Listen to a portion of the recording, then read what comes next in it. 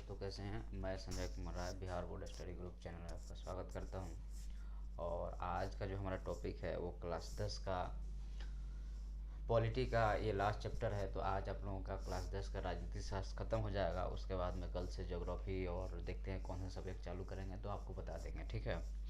और जो लोग दूर दराज में हैं और जिनके पास अच्छे टीचर नहीं हैं वो लोग उनको आप लोग बताइए और ज़्यादा से ज़्यादा सब्सक्राइब कीजिए और शेयर कराइए, ताकि जो है सो लोगों तक इसकी पहुंच हो। और एजुकेशन जो है सो बिहार के लिए जो स्थिति बनी हुई है उससे लोगों को फ़ायदा हो और लोग जो हैं सो ज़्यादा से ज़्यादा इस चीज़ को सीख सकें और मैट्रिक में जो है सो आसानी से पास हो सकें, ठीक है। तो हमारा है कि लोकतंत्र की चुनौतियाँ। तो इसके पहले जो हम लोकतंत्र के विस्तार वगैरह से बात करें हैं कि लोकतंत्र में क्या क्या विस्तार के जो प्रॉब्लम्स हैं उसके बारे में, बाकी लोकतंत्र के बारे में पूरा 5वें चैप्टर में हमने आपसे बात किया है। तो इसमें हम लोग जो हैं सो एक एक करके जो चुनौतियां हैं लोकतंत्र में और उसे कैसे ख़त्म किया जाएगा उस पर हम लोग बात करेंगे, ठीक है। तो इसमें जो है हम आपको पहले भी बता चुके हैं कि जो लोकतंत्र है आपका, लोकतंत्र क्या है कि लोकतंत्र एक शासन व्यवस्था है। एक होता है राजतंत्र जिसमें राजा शासन करता है, और एक तंत्र है लोकतंत्र जिसमें जो है सो लोग की शासन होती है। लेकिन लोकतंत्र में भी दो टाइप का होता है, एक प्रत्यक्ष लोकतंत्र होता है, दूसरा अप्रत्यक्ष लोकतंत्र होता है। प्रत्यक्ष लोकतंत्र में क्या होता है कि सभी लोग जो है सो कोई भी डिसीजन होता है सभी लोग भाग लेते हैं। जैसे रेफरेंडम, रेफरेंडम जैसे ब्रेग्जिट से अलग होने के लिए ब्रिटेन में रेफरेंडम हुआ, या कोई बिल पास करना है तो पूरे भारत के लोगों के लिए एक मोबाइल सिस्टम है, जब वोट दे सारे लोग भारत के लोग कि हाँ ये बिल पास होना चाहिए कि नहीं पास होना चाहिए, तो यह एक होता है रेफरेंडम। तो इसमें यह प्रत्यक्ष लोकतंत्र होता है। अप्रत्यक्ष लोकतंत्र में क्या होता है, वो भी लोकतंत्र है लेकिन आप लोग एक बार वोट दे देते हो, उसके बाद में आपका प्रतिनिधि आपके ऊपर शासन करता है, जैसे भारत में है। तो यह एक अप्रत्यक्ष लोकतंत्र है, ठीक है।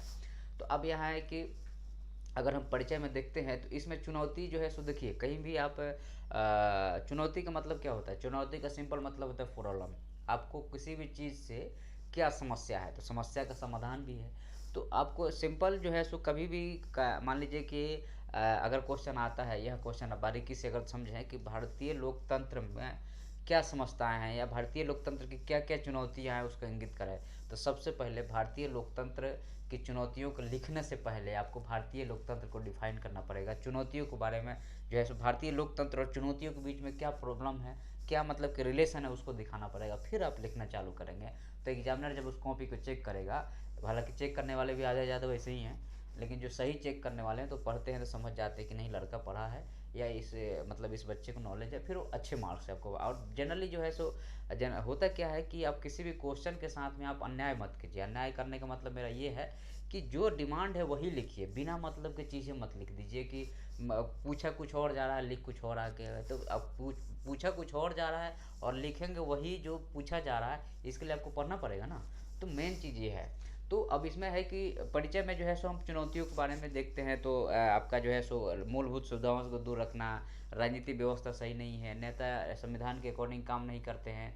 अभी आंध्र प्रदेश में की सरकार ने क्या किया, इलेक्शन कमीशन को जो है सो 3 साल का कर दिया। अरे भैया वो कॉन्स्टिट्यूशनल बॉडी है, कॉन्स्टिट्यूशनल बॉडी के टर्म को आप कैसे रिड्यूस कर दोगे। तो फिर जो है सो आंध्र प्रदेश की हाई कोर्ट ने बोला कि आप गलत कर रहे हो, उसको रिस्टेंड करने के लिए बोला, फिर उनको रिस्टेंड करना पड़ा। तो जो चुनौतियां हैं कि आप जो लोकतंत्र में रहते हैं तो जो नेता है वो संविधान को पढ़ेगा नहीं तो कैसे समझेगा वो मूलभूत आवश्यकताएं क्या क्या है, अब कैसे हमें काम करना है। तो उसके बाद में जो है सो देखिए परिचय में जो है सो एक तो चुनौती के बारे में हो गया कि क्या क्या प्रॉब्लम है। दूसरा चीज़ ये है कि सबसे बड़ी समस्या है कि हमारे यहाँ जो है सो जो केंद्र और राज्य का जो संबंध है, हमारे यहाँ जो फेडरलिज्म है, या कहा जाए तो जो कॉन्स्टिट्यूशन में दो जो ऑर्गन है कि एक है ये सेंटर है और ये स्टेट है। तो सेंटर के अपने पावर है जो सेंट्रल लिस्ट है या केंद्रीय सूची है, और राज्य सूची के अपने पावर है। ये भी इंडिपेंडेंट इंटिटी है, ये भी इंडिपेंडेंट इंटिटी। लेकिन ये सेंटर जो है, जैसे नरेंद्र मोदी केंद्र में बैठे हैं, नीतीश कुमार बिहार में बैठे हैं, तो कुछ ऐसे प्रावधान किए गए संविधान में कि नीतीश कुमार को नरेंद्र मोदी की बात माननी ही पड़ेगी, मतलब कि राष्ट्रपति की बात को आपको मुख्यमंत्री को मानना पड़ेगा। तो इसके कारण क्या होता है कभी कभार कि सेंटर की डोमिनेंस हो जाती है, तो क्या हो जाता है टकराहट हो जाती है। जब टकराहट होगा तो क्या होगा कि लोकतंत्र में दरार आएगा। जब दरार आएगा तो लोकतंत्र में विश्वास कम होता है, एक चुनौती है ना। तो यह है एक। उसके बाद में भारत के लोग, अब सबसे बड़ी चीज़ है कि भारत में जम्मू कश्मीर से लेकर के केरल तक और गुजरात से लेकर के अरुणाचल प्रदेश तक इतनी विविधता है कि इस ये स्वयं भी एक प्रॉब्लम का कारण है। लेकिन प्रॉब्लम यह है अगर सभी लोग समझते हैं तो ये कोई प्रॉब्लम ही नहीं है। जाति, धर्म, आपका जो है सो भाषा, पहनावा, खान पान, ये सारे विविधता है। तो विविधताओं को समझिए और सब एक दूसरे को अगर सम्मान देते हैं तो फिर कोई प्रॉब्लम नहीं है। नहीं तो जो है सो विविधता एक बहुत बड़ी प्रॉब्लम है। जैसे अभी अमेरिका में चल रहा है, सिविल वार चल रहा है, दिल्ली में जैसे दंगा हो गया, यह क्या है? यह विविधता का ही परिणाम है और इससे लोकतंत्र कमज़ोर होता है। लेकिन हमें कमज़ोर नहीं होने देना है। उसके बाद में हमारा ये हो गया। उसके बाद में अगर हम देखते हैं लोकतंत्र में चुनौतियों के प्रकार के बारे में हम बात करते हैं, तो देखिए लोकतंत्र में चुनौतियों के बहुत सारे प्रकार होंगे, लेकिन हमें मेन पॉइंट को डिस्कस करना। हमें सारी चीज़ को तो एक साथ डिस्कस कर नहीं पाएंगे। यह जो आपके लिए ज़रूरत है उसी की हम बात करेंगे। तो अब व्यवस्थाओं का विस्तार, लोकतंत्र में जो है सो आपका व्यवस्थाओं का विस्तार होना चाहिए। अब व्यवस्थाएं जो है, मान लीजिए आपका कि कौन कौन सी व्यवस्थाएं हैं। तो मान लीजिए कि जो आपका सेंटर ने कोई कानून बनाया स्टेट के लिए, या स्टेट ने कोई कानून बनाया जो है सो अपने लोगों के लिए, तो जो व्यवस्था दिया गया है उसका विस्तार होना चाहिए। मान लीजिए कि आपको जो है सो 4 रुपये के जी अनाज मिल रहा है, लेकिन जो सामने वाला दुकानदार 6 रुपये दे रहा है, तो ये व्यवस्था का विस्तार नहीं हुआ, ये तो हरासमेंट हो गया ना। उसके बाद में अंगूठा लगाने के बाद ही आपको अनाज मिलेगा। भाई दूसरा भी तो और कोई व्यवस्था दो। तो व्यवस्था जो है, जो लोगों के लिए व्यवस्था जो सरकार जो कर रही है उसमें विस्तार होना चाहिए। उसका और ज़्यादा ट्रांसपेरेंसी, मतलब कि और ज़्यादा पारदर्शिता होना चाहिए, ताकि हर एक चीज़ से लोगों को प्रॉब्लम नहीं हो। जब प्रॉब्लम होती है तो विरोध होता है, सबसे बड़ी समस्या यही है। कहीं पे भी प्रॉब्लम होगा, और हम लोग काहे की बात कर रहे हैं, चुनौती मतलब प्रॉब्लम की बात कर रहे हैं, मतलब इसका विरोध की बात कर रहे हैं, मतलब इसमें विश्वास की कमी की बात कर रहे हैं। तो जहाँ पे प्रॉब्लम होगा वहाँ पे विरोध होगा, और फिर जो है सो उसमें मॉडिफिकेशन होगा। समझ रहे हैं ना बात को? तो ये है इसमें। अब उसमें मूलभूत सुविधाओं का लाना। अब मूलभूत सुविधा क्या है? आपको जो है सो जो आपके नीति निर्देशक तत्व जो संविधान के जो है सो भाग चौथे में लिखे गए हैं, उसके अकॉर्डिंग वह संविधान का क्या है, वह संविधान का फिलॉसफी है। फिलॉसफी मतलब कि वो अवधारणा है, उसके आधार पर सारा चीज़ है। लेकिन वह बाइंडिंग नहीं है। कोर्ट उसमें ज़बरदस्ती कह नहीं सकते कि आप इसको पालन करो। इसका मतलब जो है राजनीतिक दल हैं या जो पार्टियां हैं उसको फॉलो नहीं करती हैं। तो हमें क्या करना है कि जो जैसे आपका जो है सो मूलभूत सुविधाओं में जैसे आपका है कि आपको स्वतंत्र रखा जाए, आपको जो है सो समाज में बराबर का हक दिया जाए, आपके इज्जत सम्मान को बनाए रखा जाए। तो ये सब मूलभूत सुविधाएं हैं जिसको बनाए रखा जाए। नहीं तो लोग आप विरोध, कोई भी विरोध करेगा, जब आपको मालूम उठा के जेल में डाल देंगे बिना मतलब के, आप विरोध करोगे कि नहीं करोगे? तो इससे क्या हुआ? इससे ये हुआ कि लोकतंत्र का जो है सो मतलब कि उसमें भरोसा क्या हो रहा है, कम हो रहा है। सरकार में भरोसा कम हो रहा है, मतलब लोकतंत्र में भरोसा कम हो रहा है। तो जनरली लोग जो है सो सरकार में भरोसा कम करते हैं। लेकिन प्रॉब्लम कहाँ पे है कि प्रॉब्लम यह है कि सरकार में भरोसा कम करते हैं तो लोकतंत्र में भी भरोसा कम होता है। इसलिए जो सरकारें हैं वो लोकतंत्र के अनुसार ही काम करें तो ज़्यादा बेहतर है। उसके बाद में कार्य में सुधार। जो काम कर रही है, पार्टियां काम कर रही है, जो सरकार काम कर रहे हैं, जो ऑफिसर काम कर रहे हैं, तो इनको अपने कार्य में सुधार लाना पड़ेगा। डेली बेसिस पे धीरे धीरे सुधार लाना पड़ेगा, ताकि लोकतंत्र में हमारी भरोसा बढ़े। जैसे आपने कोई कंप्लेन लेकर वीडियो के पास गए या दरोगा जी के पास गए, दरोगा जी सुनने के लिए तैयार नहीं है, तो कैसे होगा भाई? कैसे आपको लगेगा अरे ये तो सब तनाशाएं हैं, ये कोई किसी को सुनता ही नहीं है। समझ रहे हैं ना बात को? उसके बाद में आगे फिर और है कि कार्यपालिका, न्यायपालिका, विधायिका में सामंजस्य हो। अब देखो, एक तो सांसद है, चाहे आपके राज्य का जो स्टेट लेजिस्लेटिव असेंबली है, जो एमएलए भाई साहब जहाँ के बैठे, वो विधायिका हो गया, वो कानून बनाने वाला हो गया। उसी विधायिका में से मुख्यमंत्री और कैबिनेट मंत्री बन जाते हैं। तो एक कार्यपालिका है, जो कानून आपने बनाया है उसको अप्लाई कराते हैं, ठीक है। और एक और बड़ी है, हाई कोर्ट है, न्यायपालिका है। तो इसमें क्या है आपका, कहा जाए तो ये आपका विधायिका हो गया, भी से हम विधायिका बोलते हैं, एन से न्यायपालिका बोलते हैं, विधायिका, न्यायपालिका, और के से कार्यपालिका हो गया, ठीक है। तो अब क्या होगा कि विधायिका कानून बनाएगी, और कानून बना के किसको देगी? कार्यपालिका को देगी। कार्यपालिका उस कानून को क्या करेगी? लोगों पे अप्लाई करेगी। और यह जो है सो न्यायपालिका जो है सो यह क्या करती है कि इसके ऊपर भी कंट्रोल करती है और इसके ऊपर भी कंट्रोल करती है। मतलब आपने जो कानून बनाया है अगर संविधान के हिसाब से सही है तो सही है, अगर गलत हुआ तो इनवैलिड करार दे देगी। समझ रहे हैं ना? अगर सही है तो सही है, नहीं है तो क्या करेगी? गलत करार देगी। तो इससे क्या होगा? इससे यह होगा कि आपका जो है सो कार्यपालिका, न्यायपालिका और विधायिका में कार्य का सामंजस्य रहेगा। नहीं तो इसमें से कोई भी है, इसमें से कोई भी अपने आप को ऊपर नहीं कर सकता है संविधान से। और जिस दिन ये संविधान से ऊपर कर देंगे उस दिन क्या हो जाएगा? इसका विरोध चालू हो जाएगा। समझ रहे हो? संकीर्ण दलीय राजनीति। अब सबसे बड़ी चीज़ है समाज में कि हमारे यहाँ जो है सो बहुदलीय प्रथा है। जैसे ब्रिटेन में, अमेरिका में द्विदलीय प्रथा है, हमारे यहाँ बहुदलीय, हजार कुकुर कुत्ते की तरह दल बन गए, लेकिन उनका कोई अपना औचित्य ही नहीं है, उनका कोई अपना जो है सो वैल्यू ही नहीं है। मेन लीडर मर गया, खत्म हो गए। तो इसमें क्या होता है कि जो संकीर्ण दलीय सोच है, और दलीय एक्चुअल में क्या है, जो भी एक प्रावधान करना चाहिए संविधान में या अमेंडमेंट करना चाहिए कि जो आपको नेता बनना है तो आपको संविधान को आना चाहिए। सबसे बड़ी चीज़ है कि अगर आप नेता बनना चाहते हैं तो आपको संविधान आना चाहिए। अगर आपको संविधान नहीं आता है तो आप नेता मत बनिए, ठीक है ना। तो ये दलीय सोच फिर खत्म हो जाएगा, तो उसका यही वो है। उसके बाद में भेदभाव, अब हम आपको बता चुके विविधता है, विविधता इतना है कि वर्ल्ड में कहीं नहीं है। सारे जाति, वर्ल्ड के सारे धर्म के लोग यहाँ रहते हैं, वर्ल्ड में सारे जितनी भी जाति हैं सभी जाति के लोग यहाँ रहते हैं। पहनावा ओढ़ावा हर 5 किलोमीटर में भाषा बदल जाती है, लेकिन इस विविधता के कारण जो भेदभाव है वो नहीं होना चाहिए।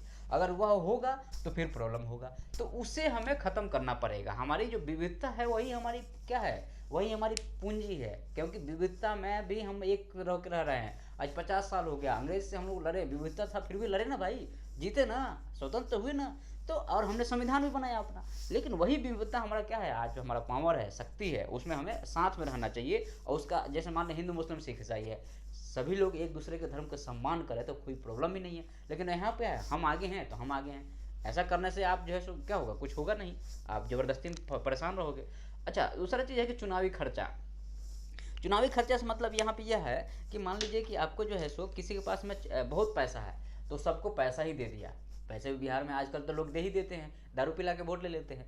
तो इससे क्या होता है, इससे यह होता है कि लोकतंत्र का जो एक्चुअल में अच्छा कैंडिडेट जीत के नहीं जाएगा। जब अच्छा कैंडिडेट जीत करके आपके विधानसभा में नहीं बैठेगा तो अच्छा कानून कैसे बनाएगा, जब अच्छा कानून नहीं बनाएगा। अच्छा, दूसरा चीज़ यह है कि वो आपके शासन में भी डेल टू डेल वर्क में दरोगा जी को फ़ोन कर रहे हैं तो कलेक्टर साहब को फ़ोन कर रहे हैं तो एसपी साहब को फ़ोन कर रहे हैं। इससे क्या हो रहा है, इससे उनके लोगों को फ़ायदा, मतलब किस खास लोगों को फ़ायदा पहुँचाओगे। तो ये सब छोड़ दो आप लोग कि पैसा लेके वोट देना तो दारू लेके वोट देना, ये सब अगर छोड़ देते हैं आप तो वहाँ पे लोकतंत्र सुधर जाएगा और सिस्टम सुधर जाएगा। तो चुनावी खर्चे पे सरकार को जो है सो रोक लगाना चाहिए, या शासन में संविधान में सुधार करना चाहिए कि चुनावी खर्चे पे रोक लगे, कम हो। जब चुनावी खर्चा कम होगा तो क्या होगा, चुनावी खर्चा कम होगा तो जाहिर सी बात है या सरकार फंडिंग कर दे। आप नॉमिनेशन करके घर बैठ जाइए, कोई चुनाव नहीं प्रचार करेगा, सरकार ही प्रचार करेगी। कम पैसा में सबके पास पहुंच जाएगा सिस्टम और आराम से सब कुछ हो जाएगा, और ये जो चल रहा है लफड़ाई बंद भी हो जाएगा, समझ रहे हो ना।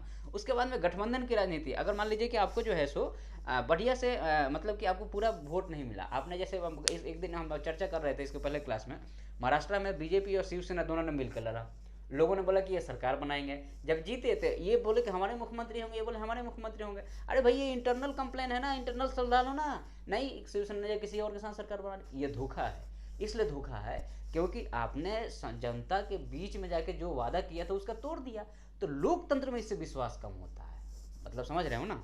उसके बाद में जो है सो अब एक काला धन जो है और रिश्वतखोरी, रिश्वतखोरी से ही काला धन आता है। काला धन का मतलब क्या हुआ, वह धन जो रिकॉर्ड में नहीं है, मतलब आप उस पैसा को बैंक में नहीं जमा कर रहे हो, उस पैसा को कहीं जमीन खरीद रहे हो, तो रामलाल के आप हो, सोहनलाल रामलाल के नाम से जमीन खरीद रहे हो, तो यह क्या है, यह ब्लैक मनी है, मतलब काला धन है। और यह काला धन जो है वो क्या करता है, लोकतंत्र को कमजोर करता है। जाहिर सी बात है, अब किसी के पास बहुत ज़्यादा पैसा आ जाएगा, किसी के पास असमानता आएगी ना भाई, लोग देख के बोलेंगे हम इसी देश में रहते हैं, लेकिन इसी देश के संसाधन से इन्होंने खूब पैसा कमा लिया, वो भी गलत तरीके से कमाया, और हम जो है इसी देश में रहते हैं लेकिन हमारे पास पैसा ही नहीं है, हमारा पैसा इन्होंने ले लिया। जाहिर सी बात है, कालाधन कहाँ से आता है, जो सरकारी ऑफिसियल के पास में कालाधन किसका है, आपका पैसा है, देश का पैसा है, जो देश में हर एक आदमी के पास होना चाहिए। जो मजदूर है, आज देश का मजदूर है ना, किसी विदेश का तो नहीं है, उसका भी तो इस रिसोर्स पर उतना ही हक है, जो संसाधन है उसका भी तो उतना ही हक है, लेकिन नहीं, उसका कोई वैल्यू नहीं है। तो ये गलत है, इससे कमजोर पड़ता है हमारा लोकतंत्र। चुनौतियों के आगे में है सेना का कब्जा। जनरली क्या होता है, जैसे पाकिस्तान जैसे देश हो गए,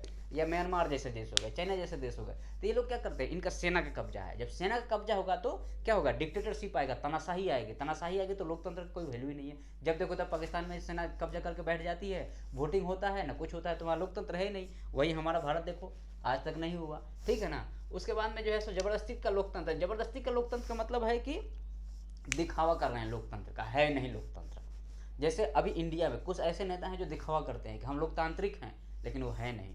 तो ये जबरदस्ती का लोकतंत्र नहीं होना चाहिए। उसके बाद में लोगों के अधिकार को छीनना। जनरली कभी कभार ऐसा होता है, जैसे 1975 में इंदिरा गांधी ने इमरजेंसी लगाई, सारे अधिकार छीन लिए। अभी जैसे ट्रंप ने उनको क्रिटिसाइज लोग सोशल मीडिया पर कर रहे, तो बोले कि सोशल मीडिया पर बैन लगा दो। ये क्या है, लोगों के अधिकार को छीनना है ना, वो बोलेगा ही ना भाई, वो बोलेगा नहीं, अपनी भावना को व्यक्त करेगा, क्योंकि स्वतंत्र देश में रहता है। जब स्वतंत्र देश में रहता है तो बोलेगा ही बोलेगा, कहीं नहीं बोलेगा। उसके बाद में जो है सो आपका संविधान की बनावट, एक सबसे बड़ी समस्या यह है कि मान लीजिए कि संविधान ही कुछ गलत स्ट्रक्चर्ड हो गया, जैसे श्रीलंका का हो गया था या नेपाल का हो गया था, एक समुदाय को ज़्यादा राइट मिल गया, एक समुदाय को कम राइट मिल गया।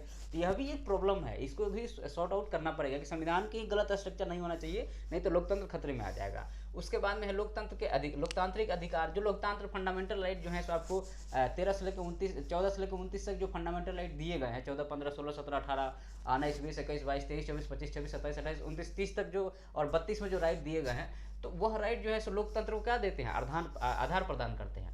उसके बाद में चुनाव में हम बता चुके हैं कि चुनावी खर्चा और चुनाव में भी सुधार आना चाहिए। जैसे कोई बोलता है वोटिंग मशीन खराब है, हम डाले इसको वोट, उसको चला गया, तो यह भी एक प्रॉब्लम क्रिएट करेगा।